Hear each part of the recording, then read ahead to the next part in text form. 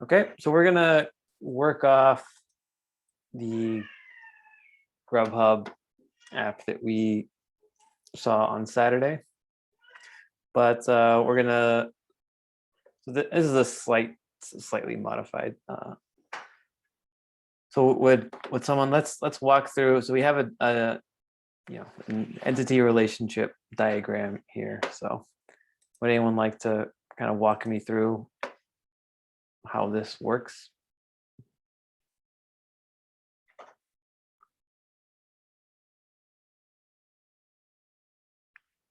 So if you're working at a company and you get told to, implement this schema in a database, and here are the requirements. Here's the entity relationship diagram. Well, each of the squares with the blue headings are the different tables that we're going to create in our schema. Okay. And then the fields in the white part of the boxes are the different columns for each of those tables. And then the lines will show us the relationships for foreign keys and how the different tables pull information from each other. Okay. Good. So can anyone else tell me about the relationships among all these tables or between these between tables?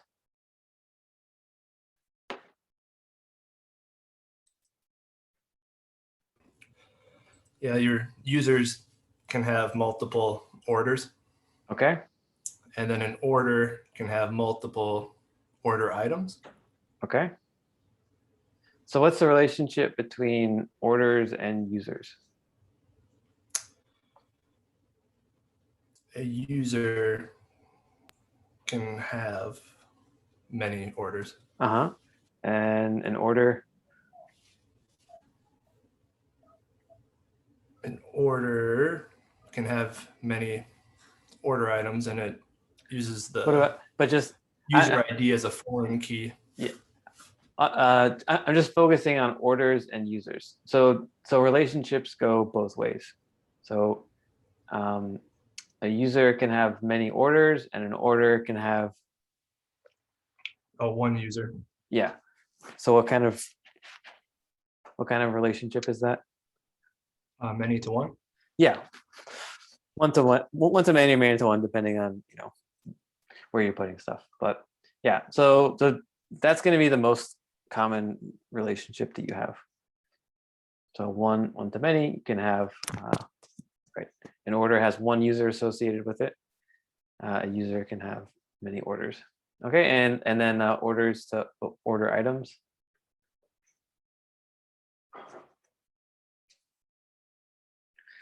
That's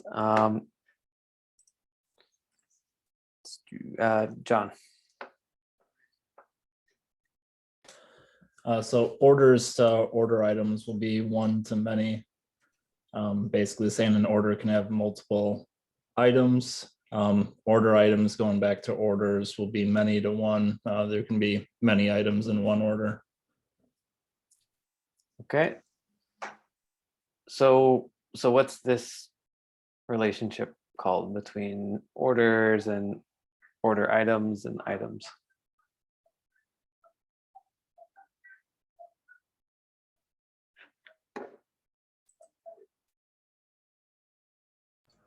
Isn't it like a joining table or something like that? Okay, so there is a join. So which table is the join table? Order items. So this is a many-to-many relationship between orders and items, and using the order items table. Right, exactly.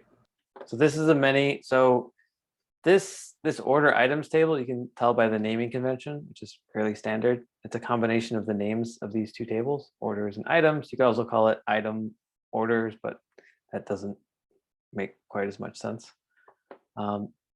So this is a many. So if we think about the relationship between orders and items, so at a conceptual level, what we care about is the relationship between orders and items.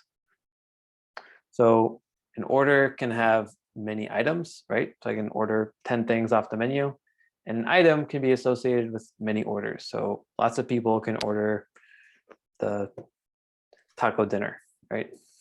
So lots of people can order a given item, and an item can, so it goes both ways. So that's a many-to-many relationship. The catch with many-to-many relationships is that you can't directly express that in a database. So in order to express that relationship, you have to use a join table or a third table. There's a couple other terms for it, but it's this intermediate third table, which has a one-to-many relationship to this first term, and then the same with this second term.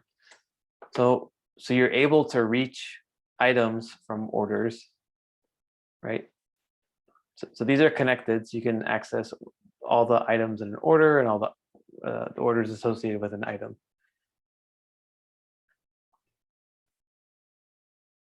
So Chad, Yeah. is a new order items table created for every order? Yeah, so if you have an order, so I mean, if you have an order presumably would have items. So it would depend on how you set it up. You know, if you could presumably have an order that doesn't have any content. That wouldn't make sense, but you could presumably do that if you set it up that way. But yeah, so an order will have a bunch of items in it, or one or more, 0 or more items, depending. So that's also something called cardinality, which if you look at UML diagrams and entity relationship diagrams, you might see that, like 0 ... n, for example. So an order could have 0 to infinity items in it. But yeah. So an order has items. Items can be associated with an order. So you have lots of items, and then for every combination, so in order, like an actual order, this order item table will have an order ID. Let's say the order ID is 4, right? So you have an order ID of 4, and then a whole bunch of items over here on this side. In order to get those together, so for order 4 to have item 10, order 4 also has item 52. Order 4 form also has item 182. So because all of the values have to be atomic, you can't just, I mean, that's the whole problem that you're solving. Because if this were, just Python, we could just have an array, right? We just have an array and we stick a bunch of items in the orders array and problem solved. But in a normalized database, you can't do that. So you need. So if I'm looking at, if I were looking at the contents of order items, I would see, a couple different rows for each order that was created. Yeah, you would see. Yeah, I see inside of that. Sure. So you would see something like order items. So that would be, we have whatever ID. So one kind of annoying thing is that I find it very annoying because these diagrams are They're sideways, right? vertical, and Yeah. you tend to think of spreadsheets as horizontal. So, sorry about that. That's just, I find it annoying. Okay, so let's do this in a spreadsheet.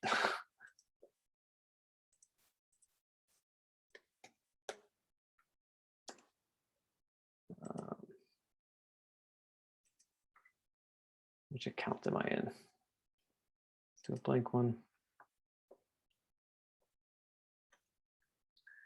All right, so we have ID, and then we have,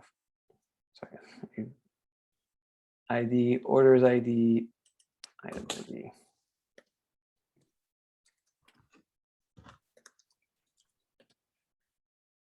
Okay, so here is our, I'll just put this over here. This is our order items table. So so this is going to be auto incrementing. That would be the default thing that we would do. So the first thing will be ID1, orders ID. Let's just say it's the fourth order, and 45 is the tacos. So then we have order items 2. It's the same order ID, right? So this guy's ordering 3 things, right? And orders item 31 and 96. So this actually represents one order. So there's 3 rows here. They all have the same ID. So you can tell that they belong to the same order, but it's a way of associating a given order ID with a whole bunch of items. Because what you want to do intuitively is something like order ID 4, and then like items 45, comma 31, comma 96. So this is kind of what you want to do instinctually, but that's bad, very, very bad. You can't do that. So this is not normalized. So this is not an atomic value here. So you can do that. SQL will allow you to you could put like a giant string or something, but it's just bad practice. So you have to do something like this. And then below ID 3, you could have ID 4, Yep, or and then number 5, a and new order. totally different. Yeah. So, order like 5 would be a new order. That was super helpful. Thank you. Sure. Chad, when Yeah. we get to it, I might be jumping ahead a little bit, but like, how would you make a query to get the actual order, like the customer name and the order item from that table? Yeah, so we'll work on doing a bunch of queries. So if that question doesn't get answered by the time we're done, then please ask it again.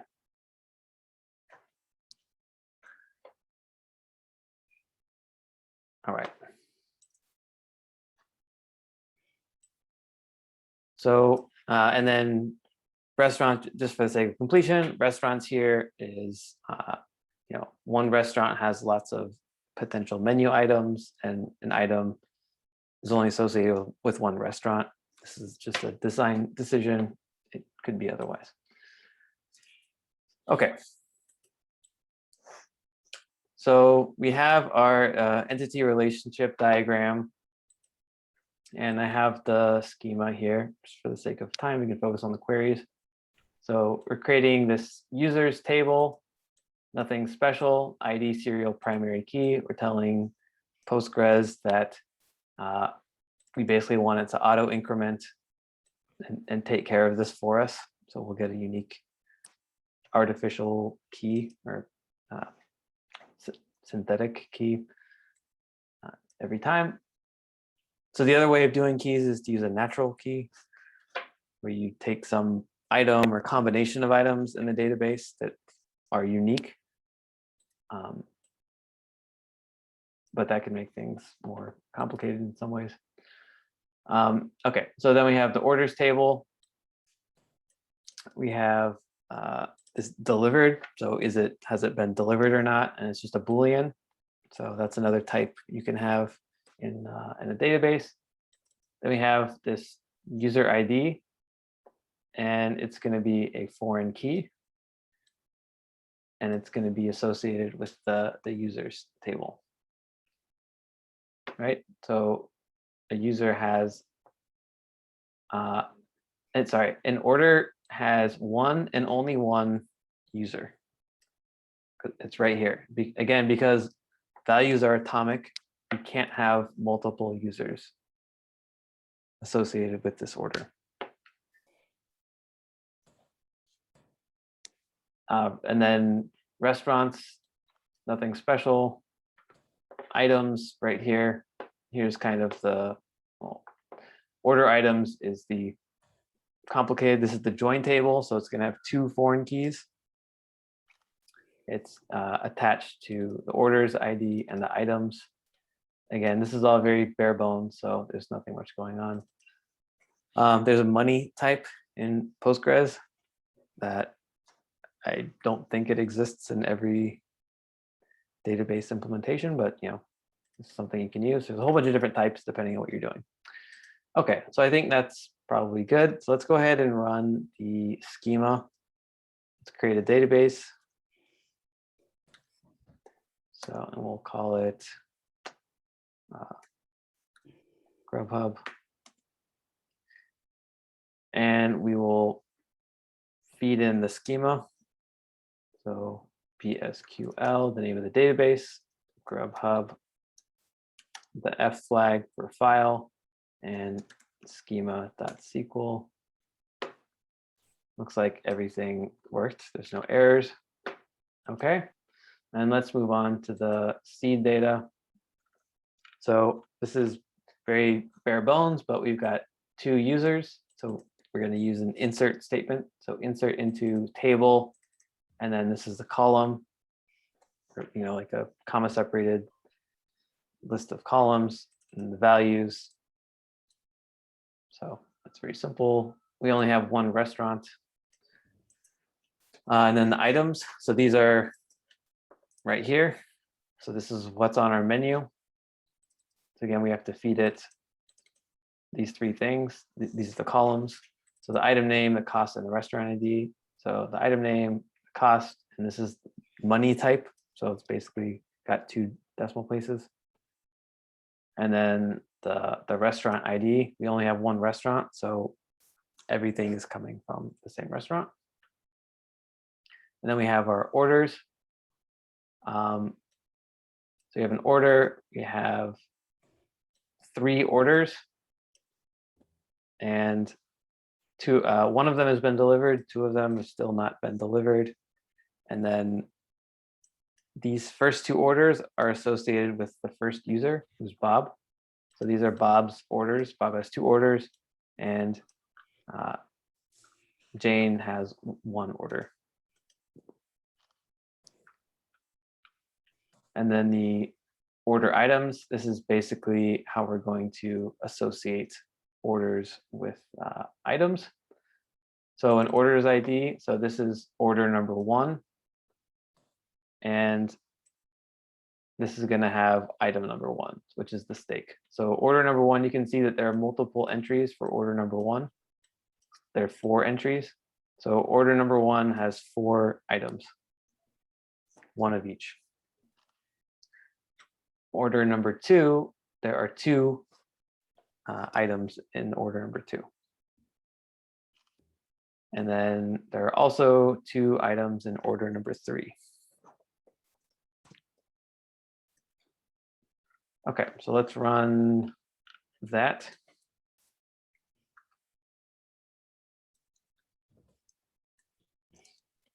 -F seed. Looks like that worked. There's no errors.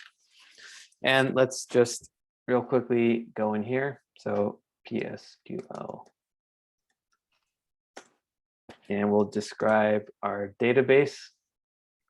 You can see that we have items, we have order items, and this is for this other table. I mean, this is an internal thing that Postgres is doing for us, but this is our primary key, the auto incrementing primary key. So you can basically ignore these, the ones that end with underscore sec or sequence. So items, order items, orders, restaurants, and users. So we have all of our tables here. And if we want to describe a given table, so we want to, let's double check. What was the one? Order items, maybe the most complicated one. So let's check out order items. We can get some more information about order items. This is the table name. So this is public is the default namespace. It's not something you're probably gonna need to worry about, but there's a you can change that. But so order items is the name of our table, and it's got 3 columns: the ID, which is not null by default, and there's a function that's going to get called. Postgres will take care of it to give us an auto incrementing number. Then we have order ID, items ID, and we get information about these. So we see that we have the index, the order items primary key, which is right here. And then we have these 2 foreign key constraints. And it tells us which tables they're referring to. All right. Let's get out of here and let's write some queries. So I have some questions. Can people see this? The commented out text is a little. So we have all this data. Maybe the first thing we should do is just run like a general query to see if everything works. So if I just want to run a query to see everything that's in, I don't know, I just want to see all my users real quick.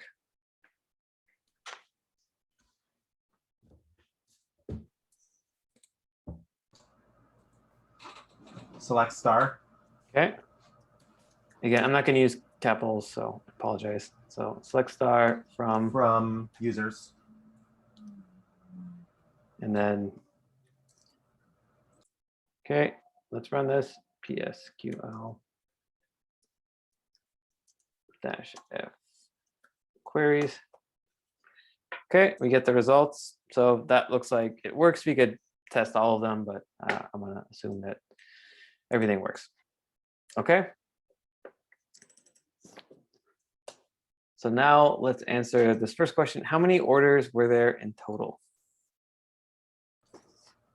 Like a number, or do you want us to return all of the orders? Which would give us the answer, but still.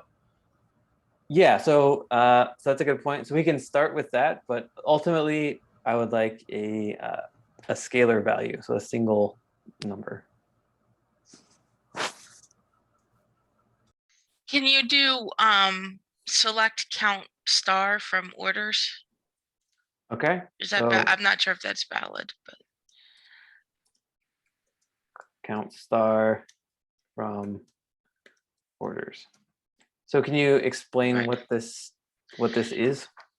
I think it counts all the entries in the order table. Yeah. So count is what's called an aggregate function. So it'll aggregate, takes a whole bunch of data from individual rows and basically combines it into one value. So it turns a whole bunch of values, kind of like reduce. So in JavaScript or Python, we have reduce, a high order function. It could take like an array of values and returns you one single value at the end of it. So let's see if this works.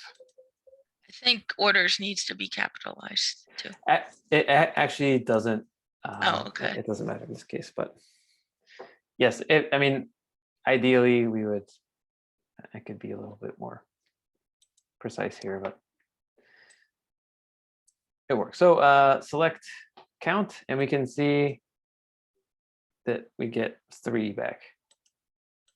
So it looks like we have 3 orders. We should have 3 orders. We can double check our seeds. So we have 3 orders. So it looks like that worked. What if I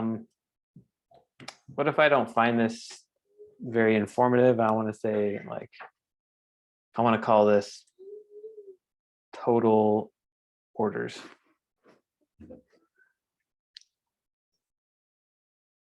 You'd use an alias as. Okay. And where should I write that?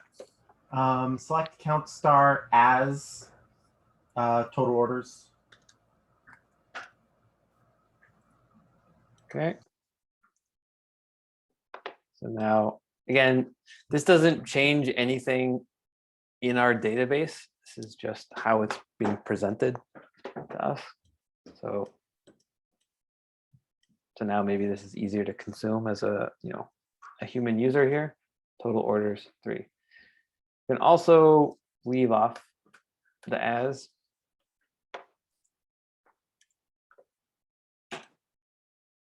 And that works as well.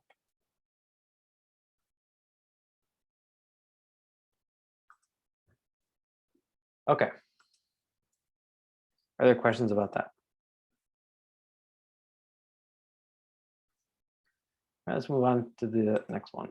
How many orders did each customer make?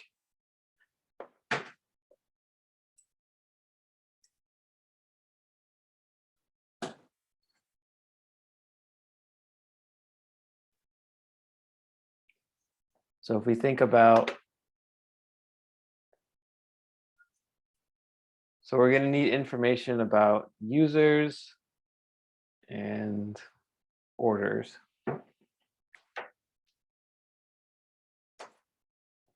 So you don't have to like know the entire query immediately. We can kind of work up to it as well. Could we look at the orders table and pull from that all of the orders that have the user ID of the user we want? Yeah, so let's, I think that's a good start. So let's maybe first off, let's write a query that will get us all of the, so we'll start with too much information and then narrow it down to the specific information we want. So at first, let's get all of the information about orders and users. So how can I get all of the information about orders and users? Do we need to make a join table to do that? Yep. Yeah. So we have these two tables that are related or have a relationship. How can I join two tables together?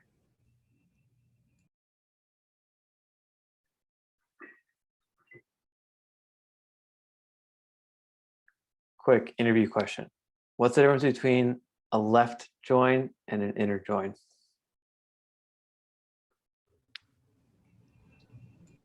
It depends on which fields you're matching against. Yeah. Will determine which ones you bring in and which ones get left out. Yeah, exactly. So by default, almost always we're going to want inner joins, but we can worry about that later.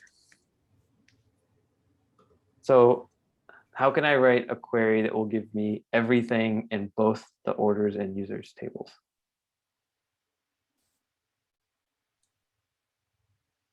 Would it be select star from orders, join users on users.id equals orders.id?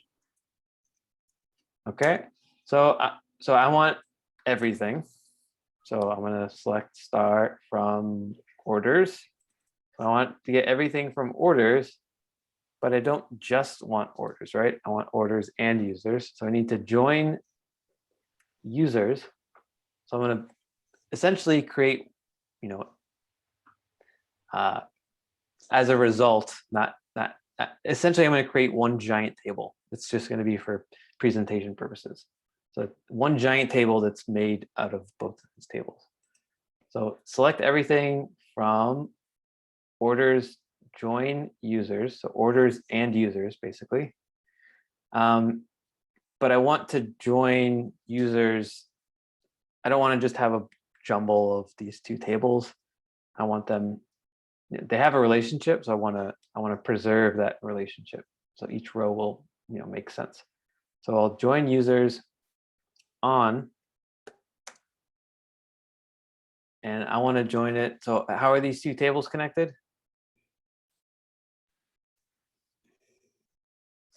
The user ID. Yeah, so users.id, I want that to be the same as User ID. Yeah. Orders user ID. So let's see what that gets us. Okay, so now we have this result, which again, so the first table we're getting here is orders, which has the ID, as all of them do, and has delivered, and then user ID. And then our second table, which we joined, is users, and users has ID and name. So these two tables are now joined together, mushed together. And how are they going to line up? Well, we've told them how they're going to line up. They're going to line up on user ID equals ID. So the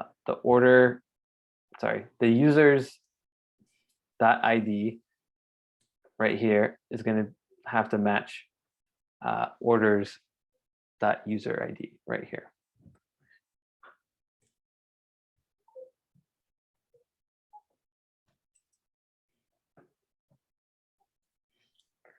All right, so now we've got everything here. So everything is good. It's definitely better than nothing, but we don't want everything. We want something a little bit more specific. So we want to find out how many orders did each customer make. So we've already found out how many orders there were, right? So we use this aggregate function count. We can get all of the orders, but somehow we want to say, I mean, we want our result to be Bob made 2 orders and Jane made 1 order.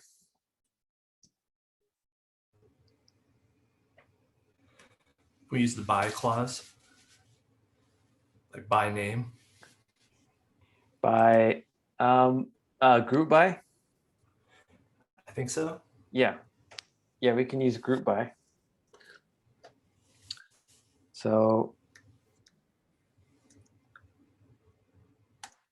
group by, and I'll specify, I'll be, even though name is unique here, I'll specify, so users dot name. So is this going to work? Let's find out.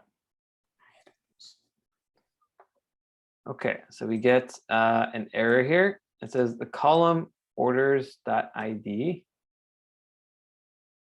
must appear in the group by clause or be used in an aggregate function.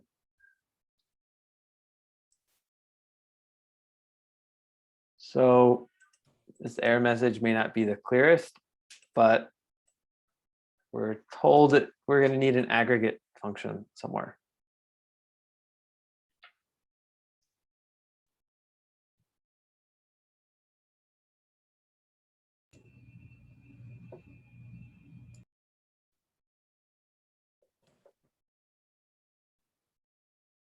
So count, yeah. I was going to say we want to count up how many times a user ID happens in the orders table. So I'm not exactly sure where it would go, but it seems that we would want orders dot user ID inside of a count aggregate function. I can't remember how that looks exactly from the okay.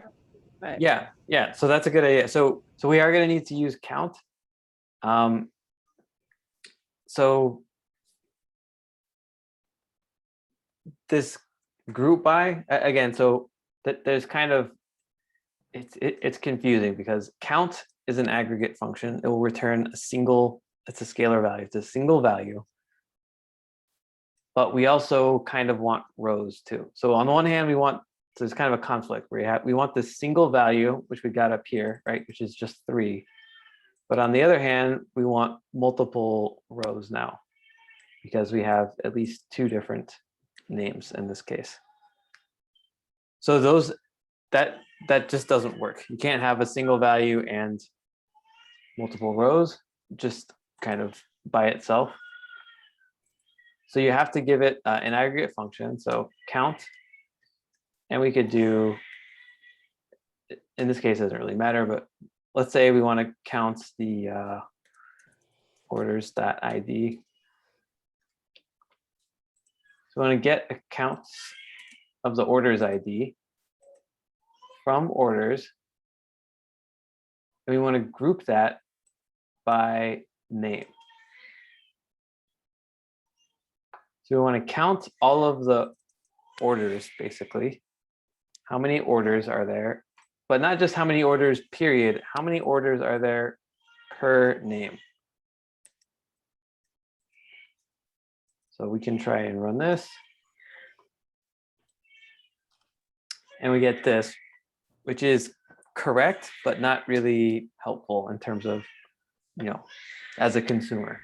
Chad, would if we're doing users.name, would it work the same if we did users.id, since Yeah, it should. Yeah.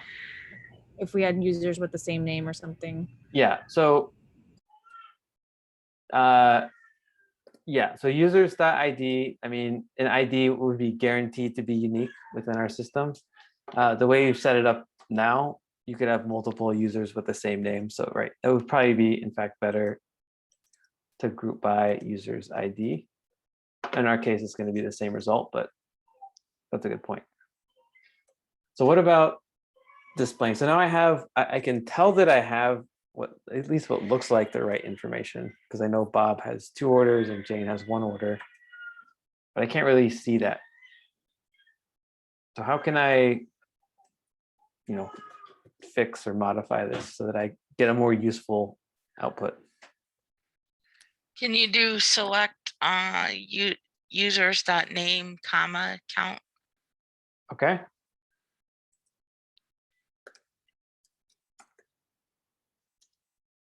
Let's try that. So now we get something a little more useful. And again, we could alias this. So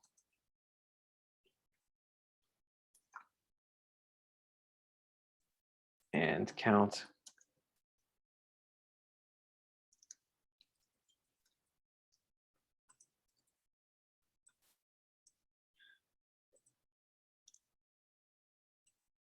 So it's the same information, but now it's consumable.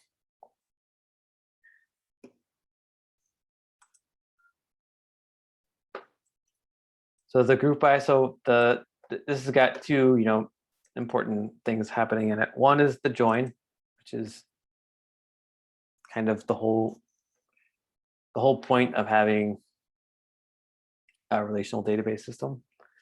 And the other is this group by. So we have an aggregate function, which is going to return a single value. And we could just run that generically on the whole thing and just get a single value. Or you can tell it to group by. So give us the count per user ID.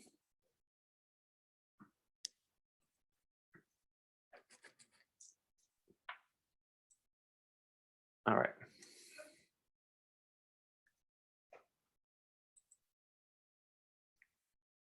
So the next one is, what is the average number of items per order? So before we move on, does group just kind of change the order of the rows? It doesn't. It just Group, it just changes the order of the rows so that the user ID is what's next to each other. it doesn't change the order of the rows. Returns it that way. It will take rows that have the same value and smash them together according to that. So it is going to always aggregate. Yeah. Aggregate. So we can also change the order. So let's say, this is the result now. How could we change the order? Let's say we want larger number of orders to be first. The order by. Okay. Order by. So what do we want to order by? Do you have to use the alias at this point in the query, or does it still recognize the? I think you could use either. I think you could use either this or this. We'll just use the alias. Order by total orders. And then the default, I always forget ascending or descending, but we'll see if this works. Otherwise, we'll change it. So that didn't do it. So I'll add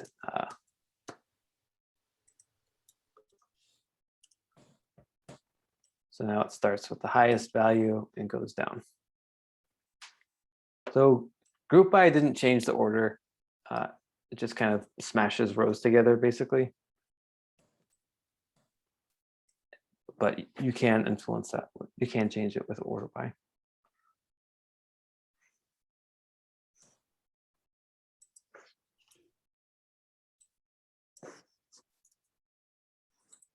All right, so what is the average number of items per row? Would you start with select average, AVG? Okay, let's try that. Select average, and what is average? It's like the average of, like a sum of numbers, you divide by whatever that's sum of numbers is. Right, but the category of function. So this is average, like count is an aggregate function. Oh, okay. So it will take lots of values and return you one value. So it's an aggregate. So what do you want the average of? I would say the column would be item name.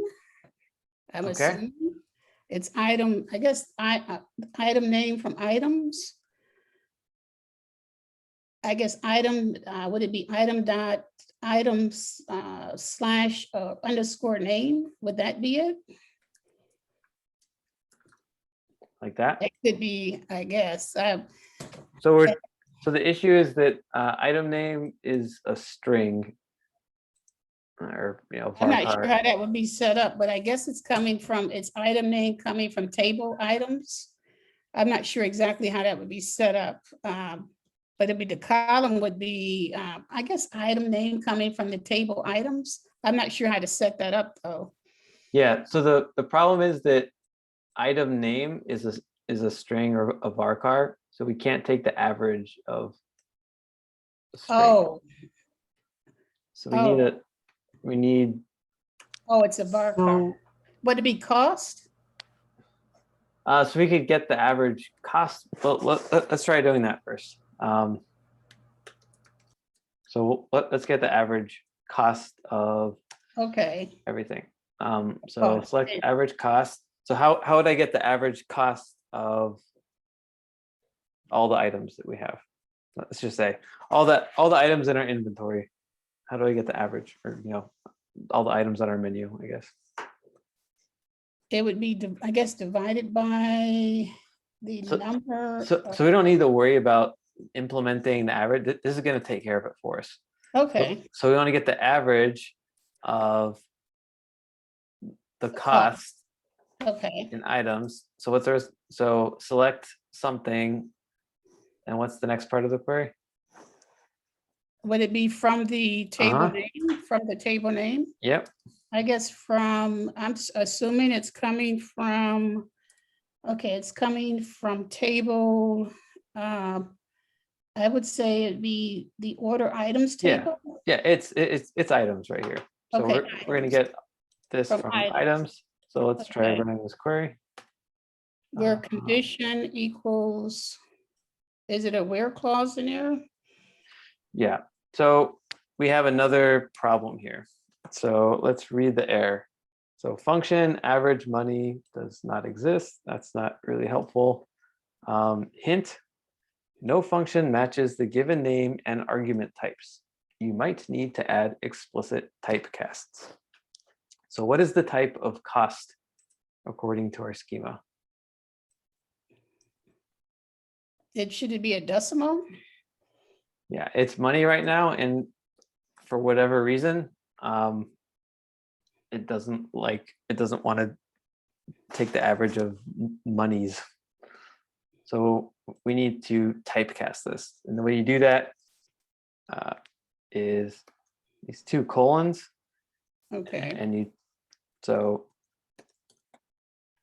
we'll typecast it to decimal. We'll convert it.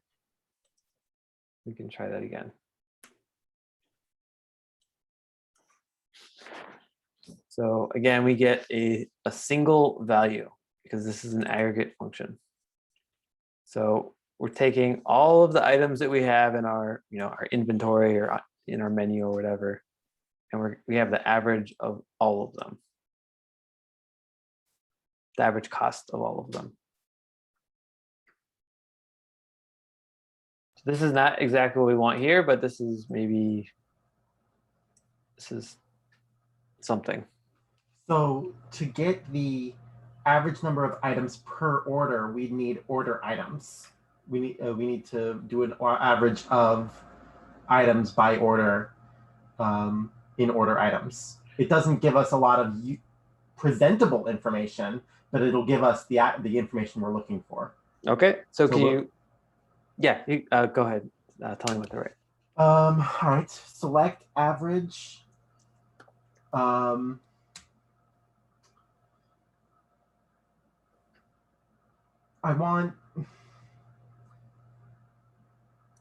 guess, select average and orders, because that's what'll be multiple times. We'll see multiple orders per item or for every item. So average orders ID. Orders.id? Orders underscore ID. Okay. And we'll just specify the table name that's coming from order items.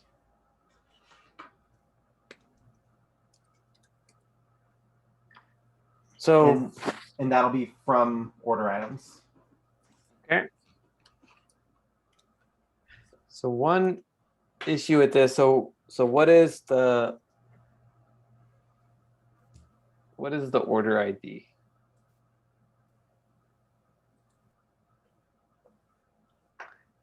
It's a key value.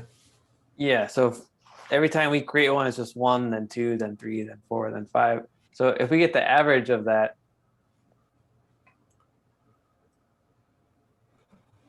I mean, we have to do a count subquery first. First, get the count of items, and then get the average of the count. Yeah.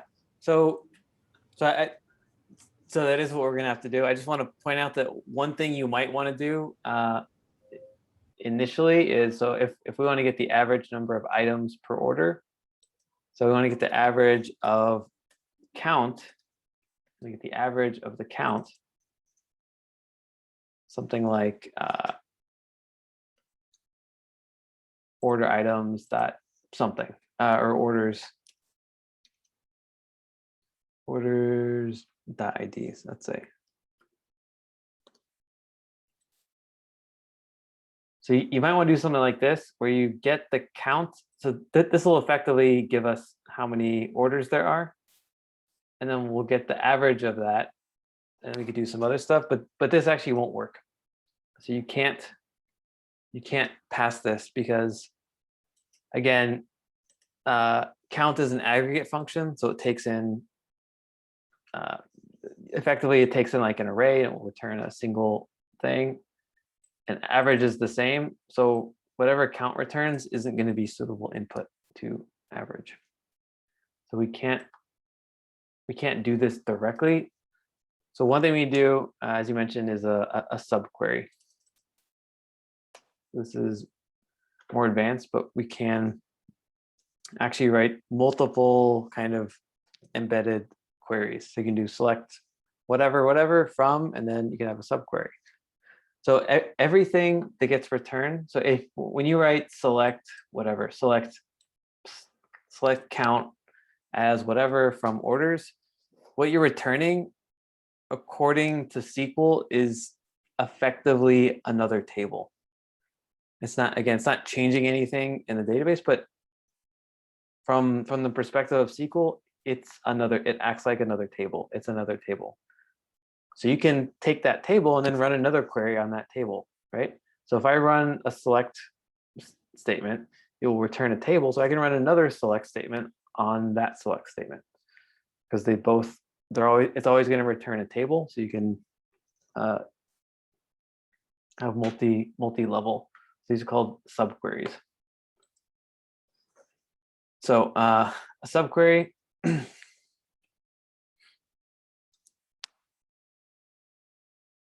we'll have an outer select statement and then an inner select statement. So we'll write this inner one first, and we can do what we're going to do. So on this inner statement, what we want to do is get the count of all of our items. And then once we have that, we'll have a table that will have the counts. And once we have that, we can get the average of that. It's kind of a pain, but that's how it is. So select count. Let's do items ID, which is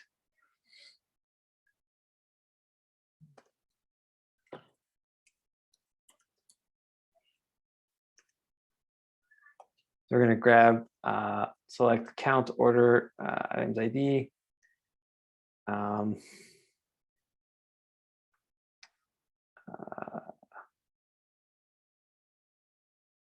Let's do, I'll give this a name.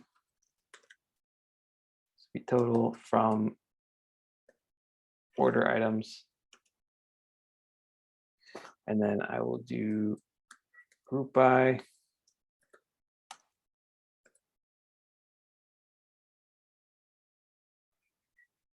Order items dot orders.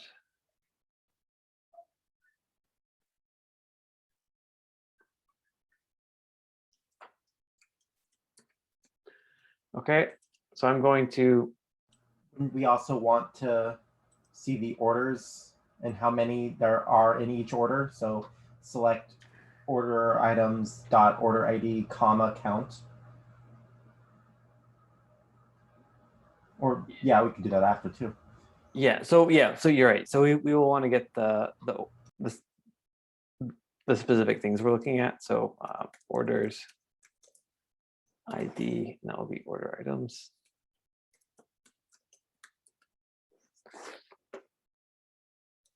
You expand this. ID, not IT. Thank you. So we're going to get both of these things. We're going to group by. Another thing you have to do is you have to give this an alias as, let's do, just call this subquery. Is that how you spell subquery? Probably not. So once we have this query. So again, this, you can think of this as a table. So this is effectively a new table called subquery. And this subquery table is going to have two columns. It's going to have a column called total, and it's going to have a column called orders ID. So let's just run select star from subquery.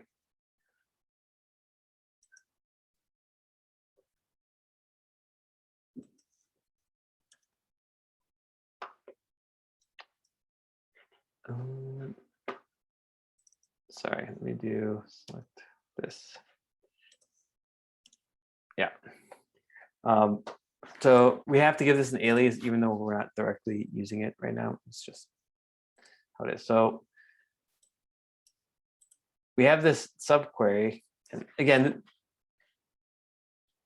we don't have to write a subquery to get where we are right now, but this is just to show you that a query will return another table. So we can treat this, the result of this query, like it's another table. So we have total, and we have the order ID.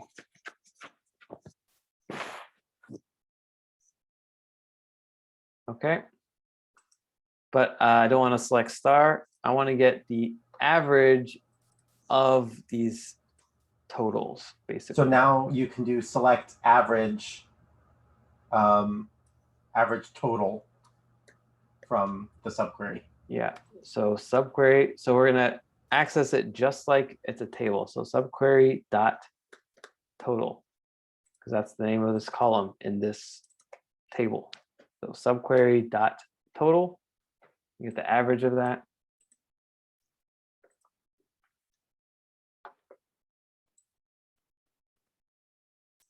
So 2.6 something. So this is this is definitely a more complex query. And again, for the purposes of this course, you're never going to have to write a query that's this complicated. But just, so you know that this, you can do this. So the result we're getting, again, this is for all of the orders, the average number of items per order period. This is our subquery. Again, it will return a table, which we're naming subquery, and we can access it just like we would a table. Subquery dot column name total.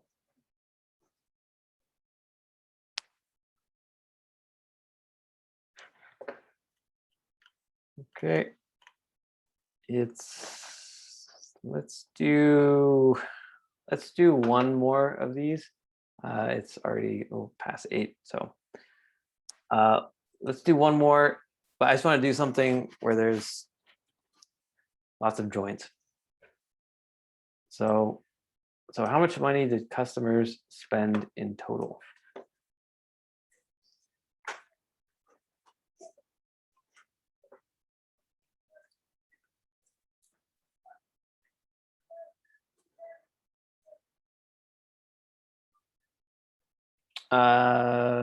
Actually, I don't think. So to do this, would you have to join users, orders, items, and items? Yeah, so I'm gonna skip this one. Let's do how much money did each customer spend per order? Let's see, total spent. Yeah, I'm gonna do per customer. Did each.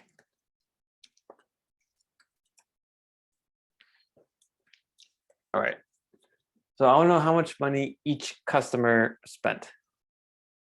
So for a given user, for all of my users, how much did they spend in total? So we're gonna have to do some joining.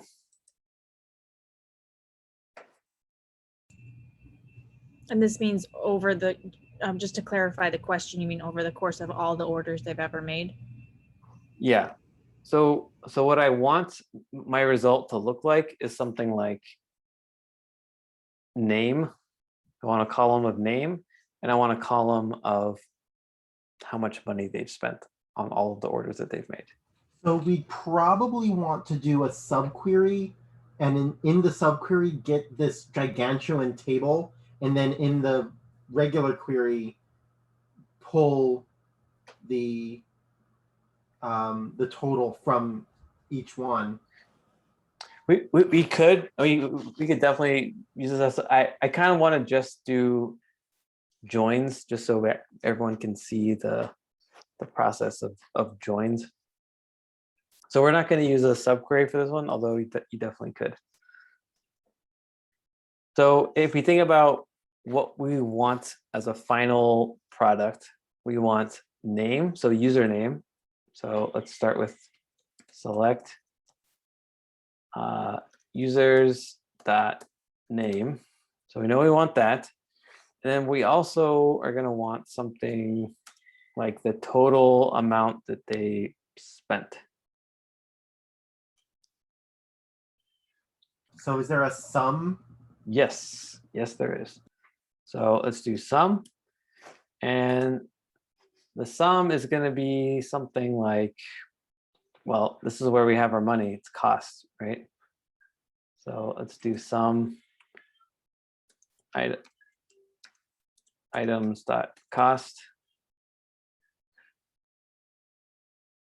So this is what we want to return. So we know we're gonna have to basically go from here to here. So we want information from this table and information from this table. Fortunately, we have a way to do that. Not a direct way maybe, but we can get there.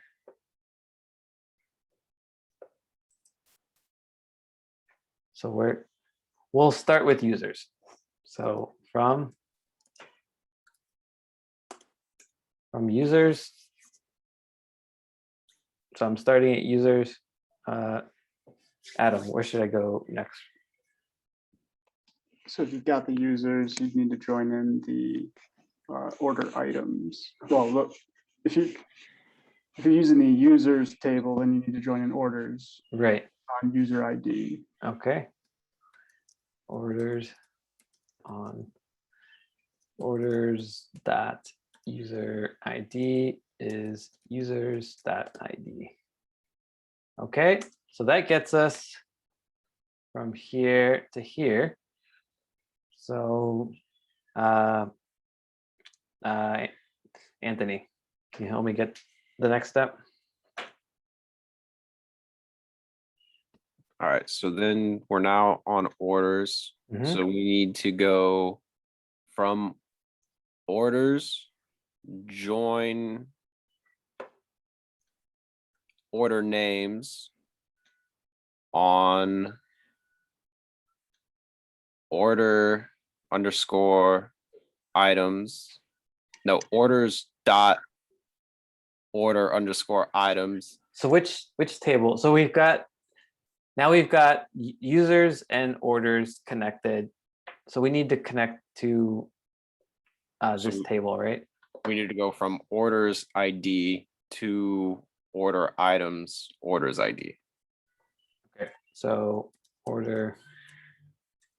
So we're going to do another join on order items, and we're going to have order items dot orders ID equals orders dot ID.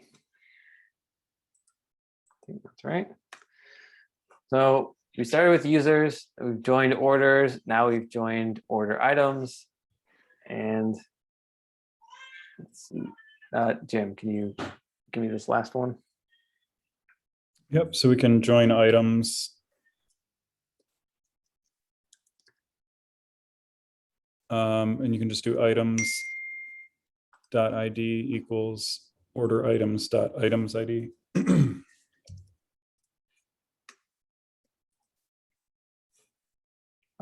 Order items, sorry. Items ID. underscore ID. Yeah. Okay, so let's just let me get rid of this for now. Chad, does it matter which order, I mean, which order the equals the two on either No, side? no, it doesn't matter. So let me comment this out.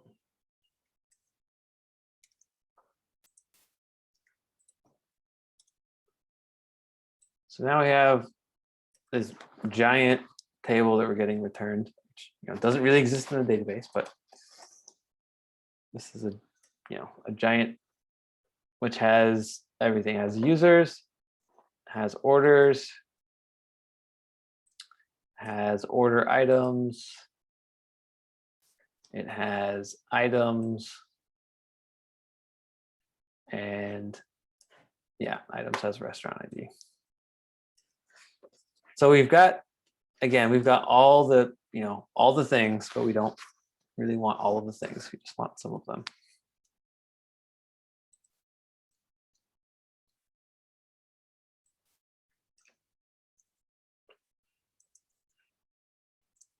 So what if I tried running this now? Get an error. We get the same error that we saw before.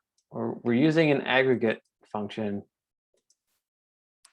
and we don't have a group by. So those things go hand in hand.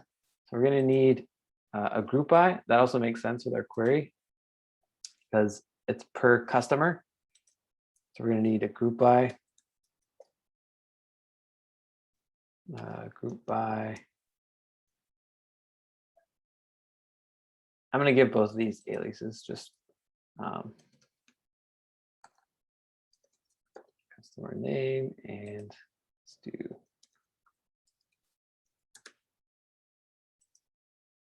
and we want to group by customer name. So let's see how this goes. Now we can see that Bob spent a total of $45, and that makes sense if we look at the seed data.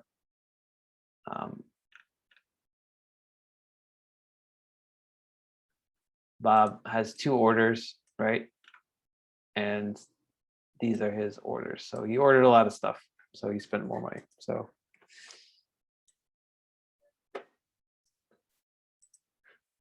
he's spent 45 in total, and Jane has spent 418 in total. Again, you can, you know, the way this works is you can traverse because we have all these tables. They're, you know, they're isolated, but they're also they have connections, or they at least have, you know, correspondences. So we can take 2 tables and we can like line them up based on their foreign keys, so they're, you know, nice and lined up. We can do that for lots of tables depending on how far we need to go. So you can do lots of joins if you need to.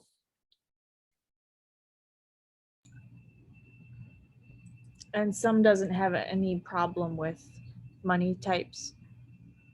Yeah, Apparently, yeah. You could try.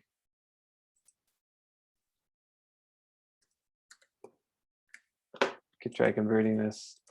It shouldn't make. It doesn't change, except that you can see the $sign is gone. So this is now, at least in our return. So again, in our actual tables, items.cost is still a money type, but you know, in our return value, it's been converted to a decimal.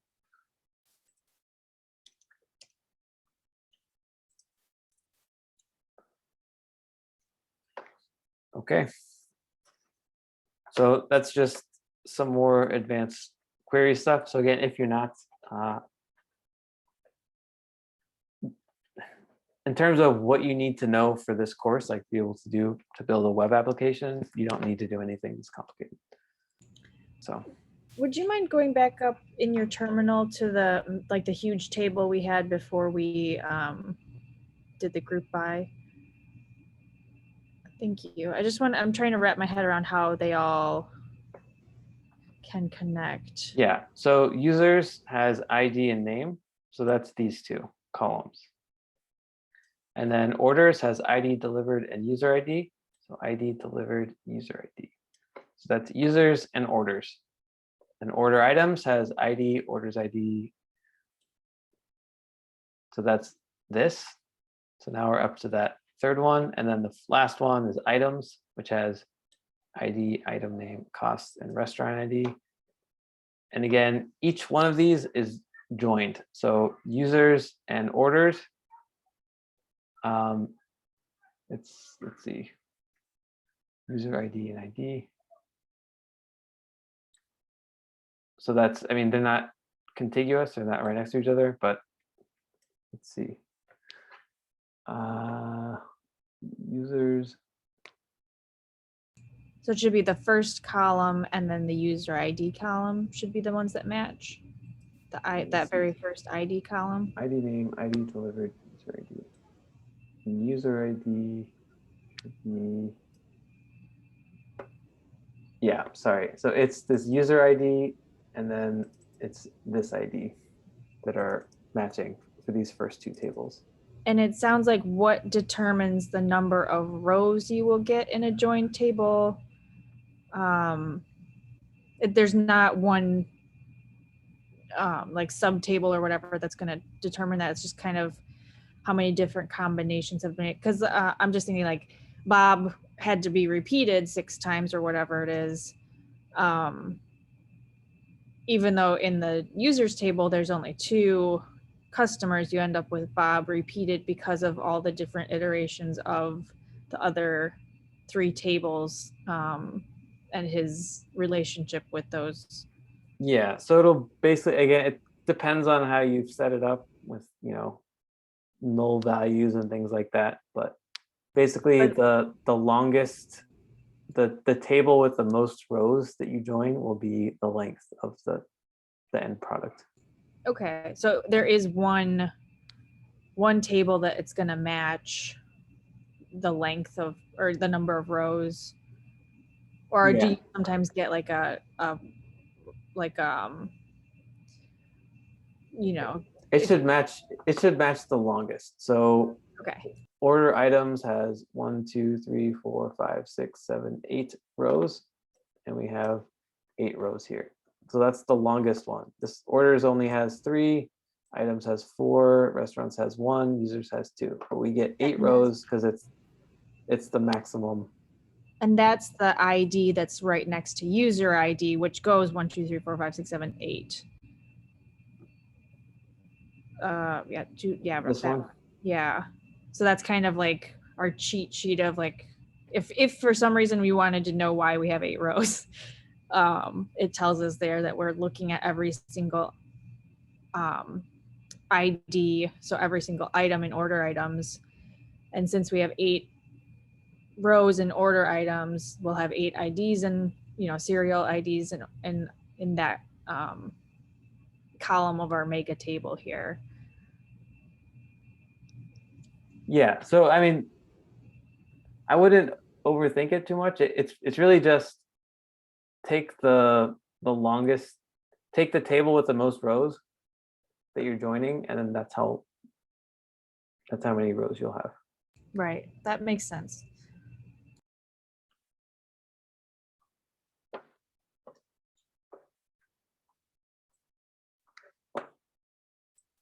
Okay.